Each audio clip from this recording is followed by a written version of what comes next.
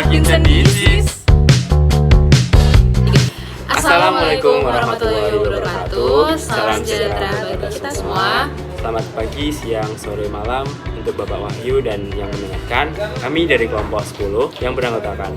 Nama saya Elisa Tasalonika dengan NIU 542799. Saya sendiri Gustaf Ibnu Akam dengan NIU 53383. Saya sendiri Fiantan Yafal dari Kasih Menjentak dengan NIU 545.000. Di sini kita akan menjelaskan dalam video ini tentang gangguan kesehatan yang berpengaruh pada penghambatan glikolisis, terutama pada penyakit Parkinson disease. Selamat menyaksikan.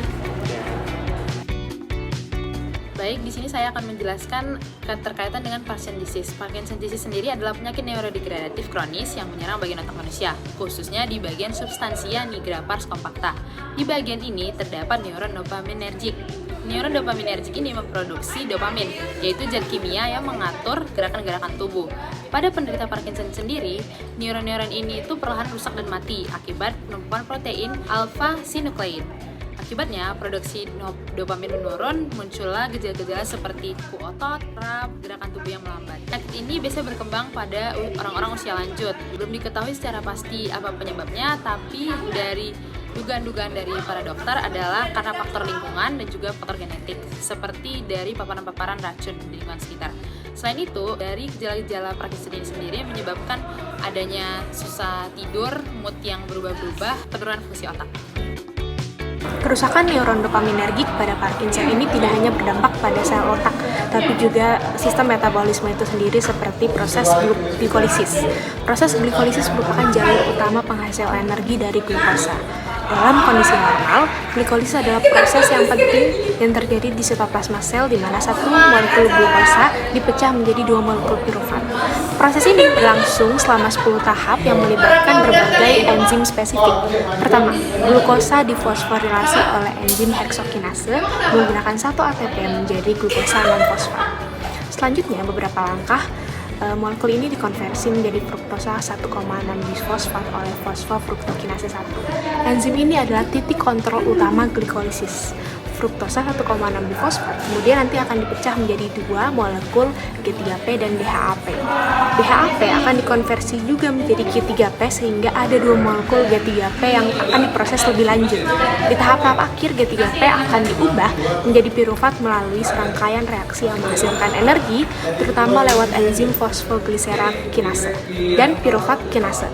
Selama jalur ini menghasilkan 4 ATP, namun 2 ATP sudah digunakan di awal sehingga hasil bersihnya adalah 2 ATP. Selain itu 2 NAD+ dikonversi menjadi 2 NADH yang bisa masuk ke mitokondria untuk menghasilkan lebih banyak lagi ATP jika ada oksigen. Dengan demikian, glikolisis adalah jalur penting untuk menyediakan energi cepat bagi sel, terutama saat pasokan oksigen rendah atau aktivitas tinggi. Pada penderita Parkinson, proses glikolisis yang seharusnya berjalan lancar mengalami gangguan di beberapa titik penting akibat perubahan biokimia dalam sel saraf, khususnya di otak bagian substansia nigra, tempat neuron penghasil dopamin. Dalam kondisi ini, protein abnormal seperti A-sinuklein menumpuk dan merusak fungsi sel, termasuk mengganggu kerja mitokondria dan jalur energi sel. Salah satu enzim awal glikolisis, enzim heksokinase, yaitu yang biasanya menempel di mitokondria untuk memulai pemecahan glukosa, justru terlepas menyebabkan glukosa tidak dapat diubah menjadi glukosa 6-fosfat, sehingga proses glikolisis tidak bisa dimulai dengan efisien. Yang kedua adalah enzim aldolase A. Pada beberapa studi, protein dopamin yang rusak diketahui bisa menempel pada aldolase A, sehingga enzim ini akan kehilangan fungsinya untuk memotong fruktosa 1,6 bisfosfat menjadi G3P dan DHAP. Akibatnya, rantai reaksi glikolisis menjadi terhambat di tengah jalan. Yang ketiga, ada enzim PGK1. Biasanya menghasilkan ATP juga mengalami penurunan jumlah angka aktivitas sehingga produksi energi menurun akibat penyakit Parkinson. Lalu yang terakhir ada juga PKM2 dan PFK1. Nah, enzim ini perannya vital dalam tahap akhir glikolisis dan pengaturan laju reaksi. Juga diketahui dapat mengalami penurunan fungsi atau ekspresi diakibatkan oleh Parkinson disease ini. Selain itu, pada penderita Parkinson disease terdapat peningkatan enzim TIGAR. Enzim TIGAR ini apa? Enzim TIGAR ini adalah enzim yang bekerja sebagai rem dalam jalur glikolisis sendiri. Nah, enzim ini dapat menurunkan kadar fruktosa 2,6 bifosfat yang nantinya dapat meningkatkan enzim PKF1. Enzim PKF1 ini adalah penentu bagaimana apakah jalur tersebut bisa dilanjutkan atau tidak. Selanjutnya, peningkatan dari enzim tigar ini, maka glikosisnya jadi terhambat. Hasilnya apa? Hasilnya adalah NADPH, ATP, dan juga asam pirufan yang dihasilkan pasti berkurang penderita Parkinson disease. Dari energi yang dihasilkannya ada 3 aspek. Yang pertama ada ATP, ada NADH, ada juga asam pirufan. Yang pertama pada ATP. ATP yang harusnya dihasilkan 2 ATP dapat berkurang tergantung kerusakan enzim. Ini dapat mempengaruhi pompa ion Na+ dan juga K+. Adanya pengaruh yang keterlambatan pada pompa ion tersebut dapat menyebabkan keterlambatan pada transmisi sinyal saraf. Intinya, hal ini dapat menyebabkan gejala kaku atau tremor pada penderita Parkinson disease. Juga ada penyebabkan terhadap fosforilasi oksidatif di mitokondria karena kekurangan ATP. Akibatnya terjadi peningkatan stres oksidatif dan juga pembentukan radikal bebas. Yang kedua ada NADH. Glikolisis juga menghasilkan 2 NADH yang dalam kondisi normal akan masuk ke mitokondria lalu menghasilkan lebih banyak ATP melalui fosforilasi oksidatif. Pada penderita Parkinson, mitokondria ini tidak akan berfungsi dengan baik jika NADH-nya tidak sepenuhnya digunakan untuk menghasilkan ATP tambahan.